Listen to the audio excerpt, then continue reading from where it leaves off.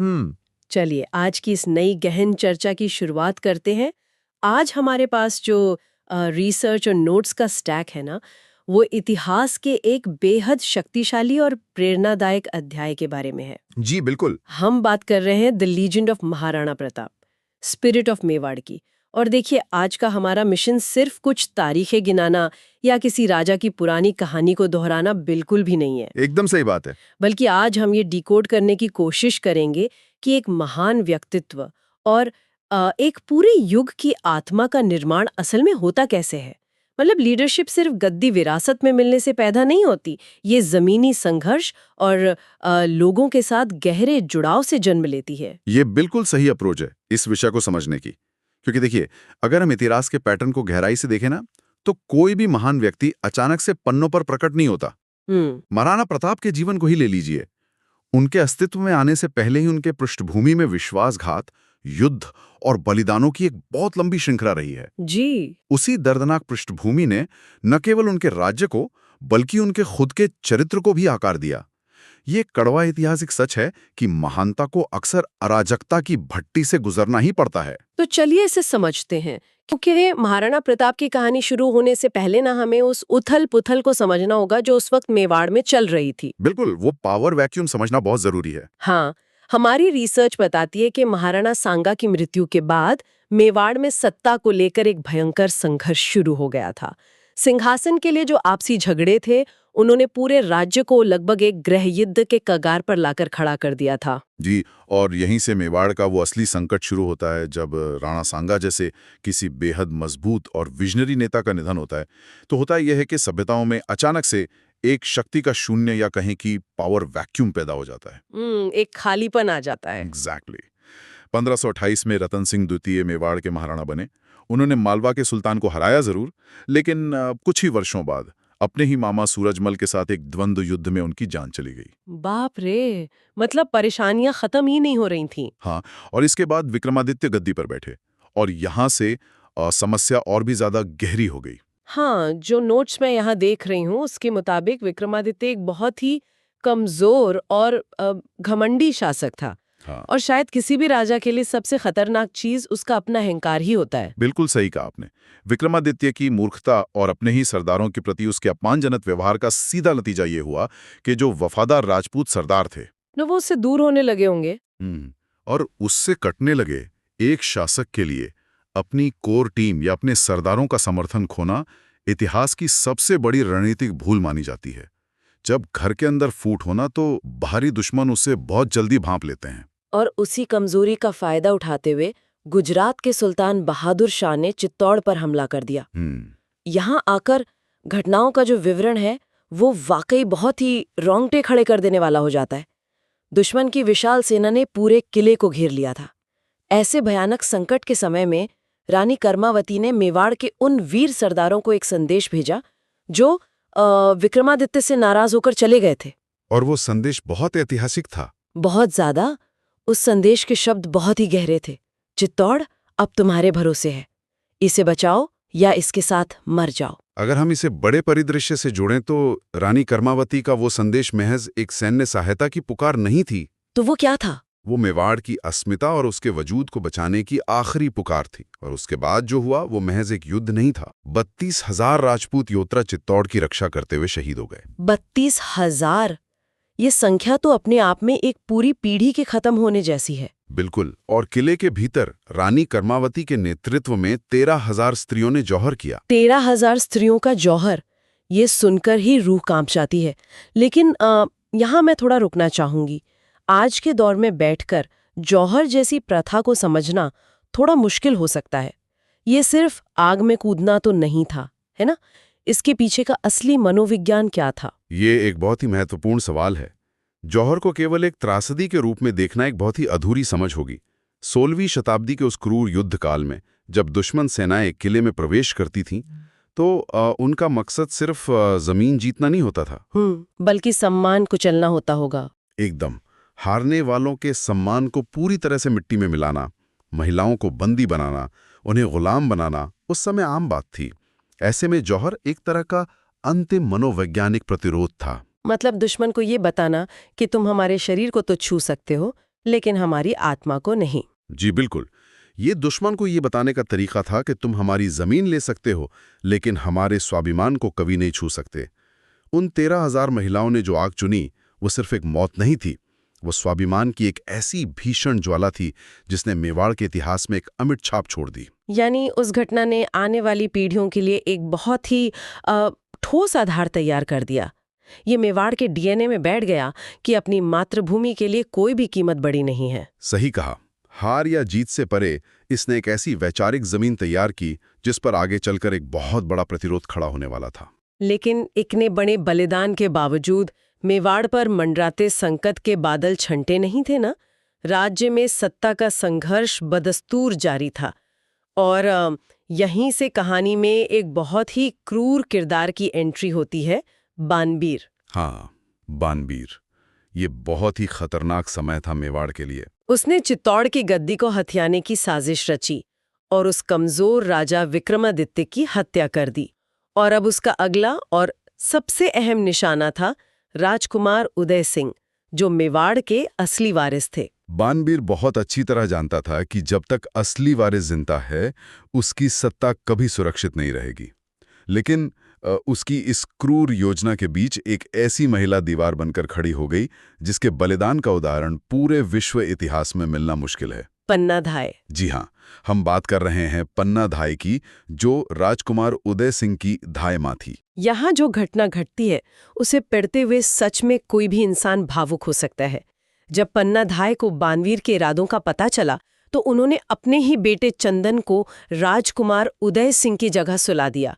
मतलब एक माँ के लिए ये फैसला लेना ये कोई आम बात नहीं है। इस बलिदान की गहराई को समझना बहुत जरूरी है। पन्ना धाय ने एक माँ होते हुए ये कठोर फैसला लिया। जब बानवीर हाथों में नंगी तलवार लिए उस कक्ष में आया तो उसने उसी बच्चे को राजकुमार समझकर बेरहमी से मार डाला, जो असल में पन्ना धाय का अपना सगा बेटा चंदन था। जी, और पन्ना धाय वहीं मौजूद थी। उन्होंने अपनी आंखों के सामने अपने कलेजे के टुकड़े को करते हुए देखा और एक आह तक नहीं निकाली ताकि बानवीर को जरा भी शक न हो जाए। ये सिर्फ वफादारी की बात नहीं थी, ये मेवाड़ के भविष्य के लिए अपनी ममता की आहुति देना था। ये वाकई हैरान करने वाला है कि कैसे कोई अपने राज्य के लिए अपनी सबसे कीमती चीज कुर्बान कर सकता है। और यहाँ सबसे बड़ा तथ्य ये है कि अगर उस काली रात में पन्ना धाय ने ये आहुति देकर उस राजवंश के वारिस को नहीं बचाया होता तो उदय सिंह जीवित नहीं रहते। और अगर उदय सिंह नहीं रहते तो महाराणा प्रताप का जन्म ही नहीं होता। बिल्कुल। पन्ना धाय के उस अकल्पनीय बलिदान ने ही भविष्य के उस महान प्रतिरोध की नींव को सुरक्षित रखा था। यहाँ कहानी बहुत दिलचस्प हो जाती है।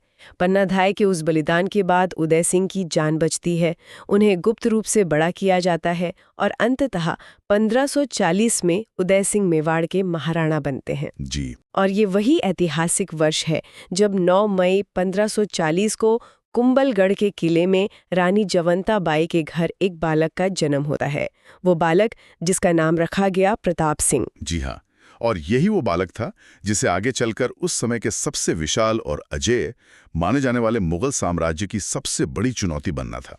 लेकिन प्रताप की चरित्र निर्माण की शुरुआत उनके जन्म के साथ ही हो गई थी और इसमें सबसे बड़ा योगदान था उनकी माँ रानी जयवंताबाई का। नोट्स बताते हैं कि प्रताप बचपन से ही शारीरिक रूप से अत्यंत बलशाली और बहुत साहसी थे। लेकिन उनकी माँ ने उन्हें सिर्फ तलवार की धार तेज करना नहीं सिखाया। रानी जयवंताबाई ने प्रताप को जो सबसे गहरी सीख दी वो ये थी कि अपने धर्म और अपनी मातृभूमि के प्रति सच्चे रहो। ये एक बहुत ही पावरफुल स्टेटमेंट है। धर्म और मातृभूमि के प्रति सत्यनिष्ठा, ये केवल कोई उपदेश नहीं था, ये प्रताप के जीवन का वो नैतिक कंपास बन गया जिसने ताउम्र उनका मार्गदर्शन किया। यानी सही और गलत का फर्क सिखाया। बिल्कुल। आगे चलकर जब भी वे किसी दुविधा में पड़े, इसी सीख ने उन्हें सही रास्ता दिखाया। लेकिन यहाँ एक दिलचस्प विरोधाभास देखने को मिलता है। एक राजकुमार होने के नाते ये माना जाता है कि प्रताप का जीवन राजमहलों की सुख सुविधाओं में बीतना चाहिए था। लेकिन हकीकत कुछ और ही थी और इसका कारण कोई बाहरी दुश्मन नहीं बल्कि खुद राजमहल की आंतरिक राजनीति थी। जी हाँ। उनकी सौतेली माँ रानी भाटियानी एक बेहद महत्वाकांक्षी महिला थी। वो चाहती थी कि मेवाड़ का सिंहासन प्रताप को न मिलकर उनके अपने बेटे जगमल को मिले। ये अक्सर राजघरानों में होता था। और इसी राजनीतिक साजिश और सत्ता के खेल के कारण प्रताप और उनकी मां जयवंता बाई को राजमहल से दूर कुंवरपद गांव में रहने के लिए भेज दिया गया। एक तरह से ये उनके लिए एक साइलेंट एग्जाइल ही था। यहाँ सबसे रोचक बात यह है कि जिसे रानी भाटियानी ने प्रताप के लिए एक सजा या निर्वासन समझा, वही असल में प्रताप की सबसे बड़ी ताकत बनने जा रहा था। वो कैसे? अक्सर होता यह है कि जब आप महलों की सुरक्षित दीवारों के पीछे होते हैं तो आपको दुनिया की जमीनी हकीकत का पता ही नहीं होता, लेकिन जब आपको बाहर धकेल दिया जाता है तो आपको आम लोगों के संघर्षों का सामना करना पड़ता है।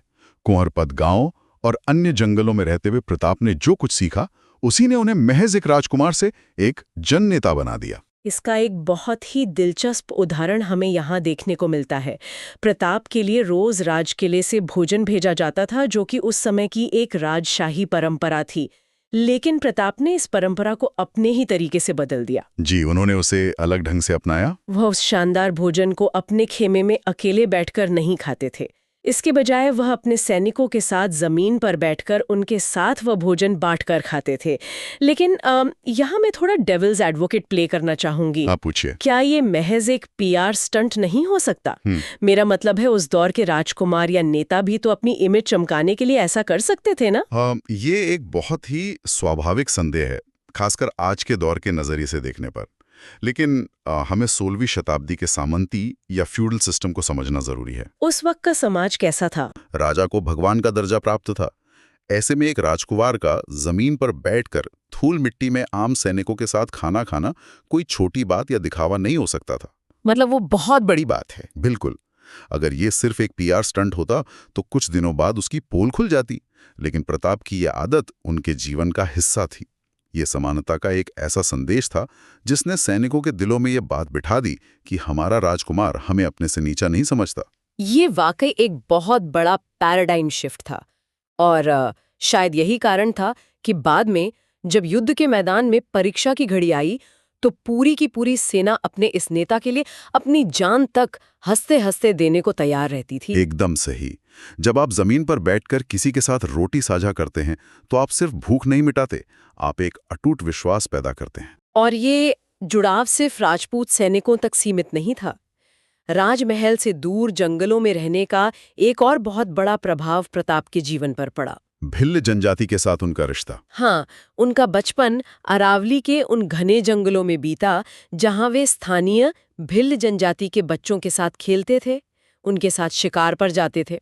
प्रताप ने उनके बीच इतना समय बिताया कि वे भिल्ल लोग उन्हें प्यार से एक खास नाम से बुलाने लगे, कीका। कीका, जिसका स्थानीय भाषा में अर्थ होता है हमारा छोटा बेटा।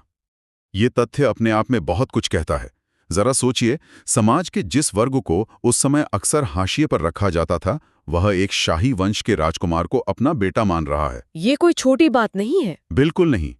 समाज के इस वर्ग के साथ प्रताप ने जो रिश्ते बनाए वे विशुद्ध प्रेम और समानता पर आधारित थे। कोई भी आदिवासी समुदाय किसी बाहरी व्यक्ति को अपना बेटा तब तक नहीं मानता जब तक कि वह व्यक्ति पूरी तरह से उनके रंग में न रंग जाए। और आगे चलकर इसी रिश्ते ने इतिहास की पूरी धारा ही बदल दी। जी हाँ, यही भिल समुदाय आगे चलकर महाराणा प्रताप की सबसे बड़ी सैन्य और रणनीतिक शक्ति बना। जब मुगल साम्राज्य जैसी विशाल सेना से सामना हुआ, तब हल्दी घाटी का युद्ध हो या दीवेर का युद्ध, इन्हीं भिल्लों ने प्रताप की ढाल बनकर मुगलों का सामना किया। यहाँ थोड़ा रुककर इसे विस्तार से समझना जरूरी है। भिल्लों का ये समर्थन इतना क्रिटिकल क्यों था? क्या वे मुगलों की उस तोपखाने वाली विशाल सेना का सामना सीधे तौर पर कर सकते थे? यही तो सबसे बड़ा रणनीतिक पेच था।